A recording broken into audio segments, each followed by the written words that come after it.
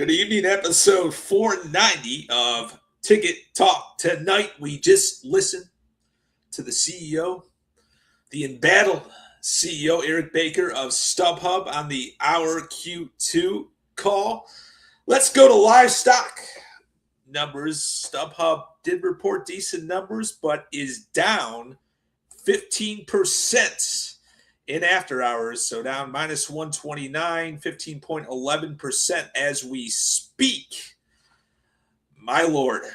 I mean, is that just kind of like a combination of like bad customer service, screwing buyers and sellers every single day during the FIFA World Cup, during live events that happen constantly? I mean, let's just go over the talking points. And here's the climax of it. I can tell you guys that right now. Most of the questions were softball questions. The only good questions that came up, and I'll show you here, I wrote them all down. I took minutes during the conference call through this baloney. I took a lot of notes, and let's just go through them all. We are going to go through them all. Mr. Baker at the beginning sounded nervous, and in currently reading from a tight script, he slurred his words and everything. Mofo sounded like a robot. Then Mr. Baker admitted that he navigated through some customer service issues during the FIFA World Cup, but delivered for the majority of fans. I don't know about that, Mr. Baker. Mr. Baker then goes to say he wants to sell sponsored StubHub listings and wants to do it in scale and basically, in translation, undercut all of your suppliers that list tickets. Mr. Baker also had trouble pronouncing the word ecosystem. He pronounced it ecosystem. Maybe pay attention in grade school, Mr. Baker, because you can't pronounce ecosystem. Connie James then came out of the bullpen, the chief financial officer of StubHub, and she stated that it was one of the most efficient times for the company ever before. I don't know what universe she is living in. Bragging also about the interest they collect on buyers and sellers, where we send them all to Brad Clements Law daily. So she obviously, as a chief financial officer, loves to collect your interest on all sales, on all events, and so forth. Basically bragging about that to the investors. Our friends, MCF's friends at Goldman Sachs, kicks off the Q&A session with a softball question, how growth looks for the rest of 2026. Baker went to go BS that response. And then I got on hold with the operator saying that there won't be any questions to make a Baker from Ticket Talk Network. The operator got on and at least told me that. I wonder why Mr. Baker did not let me ask me any questions. Then Chase Bank comes around. That's my bank. And asked Mr. Baker finally a non-softball question about poor customer service during the FIFA World Cup. Mr. Baker goes to deflect the question again to the majority of fans had zero issues, completely deflecting that question from a bank called Chase Bank. Mr. Baker then went on the offense to blame Johnny for FIFA World Cup primary issues of the reason why sellers couldn't get tickets to the buyers. That is bullshit because the majority of sellers shorted and never owned the tickets in the first place. But then again, he goes to reiterate, he is very proud what StubHub accomplished during the FIFA World Cup. This is a complete ultimate universe we are in. Bank of America then came back on and asked Mr. Eric Baker, the CEO of StubHub, about open distribution wins. Mr. Baker came out and said, we won the American Athletic Conference. Bragged about that for about 10 seconds, and then he said he'll announce more rights holders as they come in because he didn't have any others to announce. Unbelievable. Unbelievable. And that's kind of like the climax of it. And, I'm getting notes and text messages from numerous people. And Nobody asked any questions about, obviously, Wall Street Journal's article, hit piece that came out last night. Pretty good article. I mean, we've covered it all here on the Ticket Talk Network, but for the Wall Street Journal to come out and kind of reiterate everything we've covered over the last 6 months or so, nobody asked them about that. Nobody asked Mr. Baker during the Q&A session about brand damage. It was pretty much all nitty-gritty softball. How you going to fix your minor customer service issues whatsoever? And I was shocked too that they didn't even mention Reach Pro, which is a major revenue generator for their broker's point of sale system. He didn't even mention that. He did not even mention that during the conference call. What I found out from him, he started off, he was basically slurring his words. He was nervous. He hasn't faced the pressure since the FIFA World Cup backlash, since last quarter's call.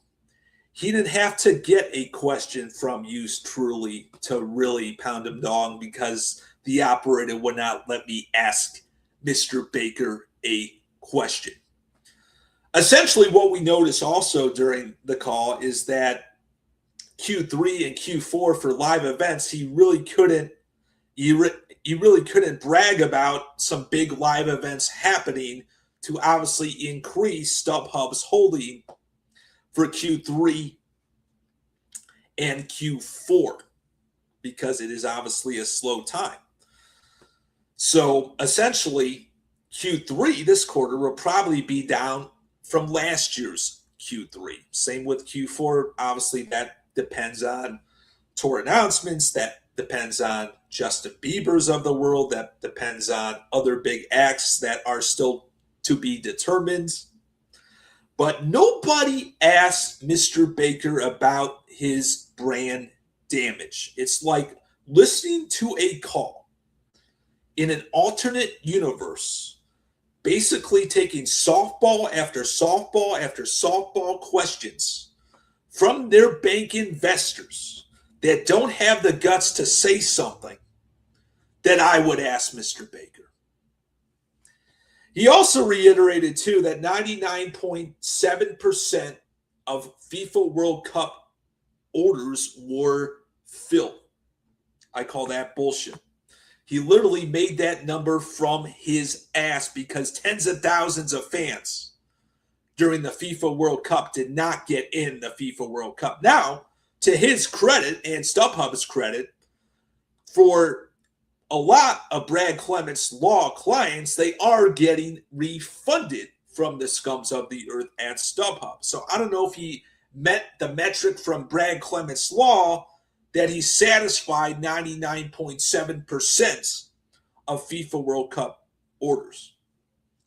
He didn't elaborate that question. I wasn't able to ask him, does that include refunds in that 99.7% success rate for FIFA World Cup that Mr. Baker appeared to be very proud of? Some of this shit you guys can't make up. Some of this shit, listening to these call for an hour, I was ready to yell at him through my computer screen and basically call him the biggest BSer, the biggest scum of the earth ever. Now, if you go back to his numbers real quick, let's go back to the numbers that they reported at a high level. So here it is right here. Let's take it into StubHub reports Q2 revenue of $573.1 million, which obviously beat the FactSet estimates of $513. So he beat revenue expectations by about $60 million. That's obviously a good metric. But then he obviously misses the fact sheet consensus estimates of 11 sees outlook for EBITDA of 400 to 420 million compared with the FactSet consensus of 441.1 million. He sees the outlook for GMS of 10.1 to 10.3 billion. And obviously adjusted EBITDA. And obviously these numbers get very extensive. I'm not necessarily an accountant. I like to talk these numbers at a high level. But essentially, they put up decent numbers. But essentially, they're still very, very highly in debt. Over $1 billion, $1.5 billion in debt. They obviously did pay some debt down. But overall, you can see since the COVID-19 pandemic and with all the Google ad money that they spend, that they are still drowning in debt. And in my opinion, it's why they hold buyers and sellers money for as long as they can.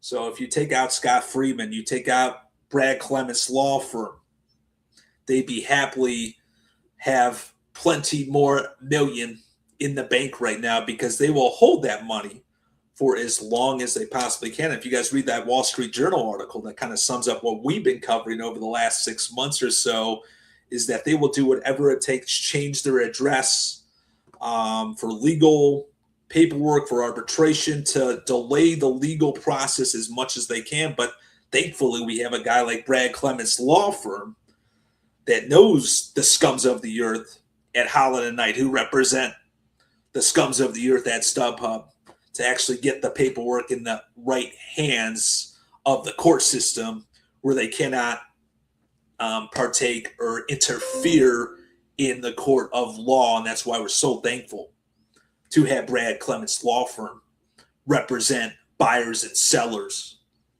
every single day. So in conclusion, guys, decent reporting, not a lot of confidence heading into Q3 and Q4 in StubHub. What do we have to do? We have to continue rolling up our sleeves and continue to fight against StubHub, specifically if you were wronged as a buyer or seller. I can't tell you guys how important that is. Every time you do that, whether it's $100 claim that they owe you or whether it's $1 million claim, and we have all numbers in between $100 and $1 million. And I talk to the same people every single day. You're all equally important for continuing to fight StubHub, continuing to get your refund, your money back, and not allow these scums of the earth to ruin the secondary market experience as they are. And as they're putting more pressure on us through legislation, we wouldn't be in this legislation mess like we are right now if StubHub actually delivered tickets from their sellers to fans. We wouldn't be fighting for our lives, losing a DC open ticket market, losing a California open ticket market for smaller venues, being under siege in Massachusetts, being back under siege in New York State next spring and summer during that time when they open again. And obviously a ripple effect, a domino effect that's giving the Randy Nichols and his clan the leverage to essentially make ticket resale extinct. And the reason is, the majority of the reason is a marketplace called StubHub. Have a great evening, my friends. Keep the DMs flowing.